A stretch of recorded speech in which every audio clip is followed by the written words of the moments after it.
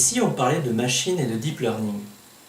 Propre au monde de l'intelligence artificielle, ces concepts ont été récemment popularisés par la publicité pour l'IA Watson d'IBM. L'intelligence artificielle est un terme créé en 1956 à la conférence de Dartmouth qui désigne le fait pour une machine de réaliser des processus de raisonnement habituellement réalisés par des êtres humains.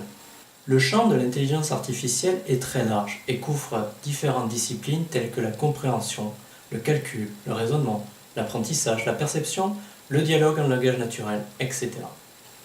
En ce qui concerne le machine learning, de nos jours, deux approches technologiques se détachent pour bâtir des solutions d'intelligence artificielle. D'une part, les systèmes dits déterministes à base de règles, et d'autre part, des systèmes s'appuyant sur des algorithmes de machine learning.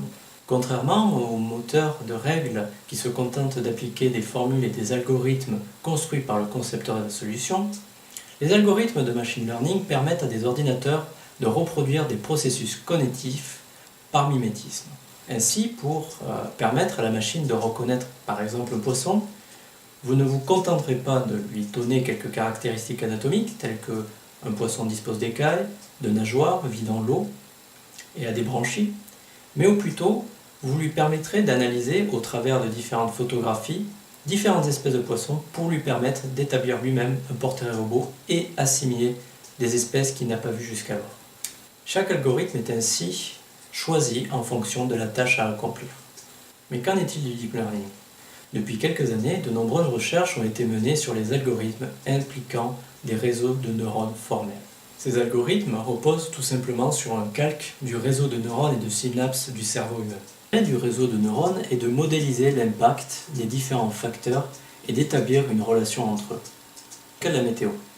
Dans ce réseau de neurones, chaque neurone aura une tâche particulière. L'un déterminera la température, l'un la pression, l'autre l'hydrométrie, l'autre la vitesse du vent.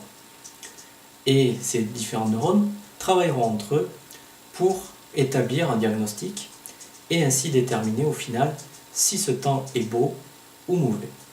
Mais le deep learning permet donc implicitement de répondre à des questions du type « Que peut-on déduire de ces données ?» Les questions sont nombreuses, notamment en matière de santé.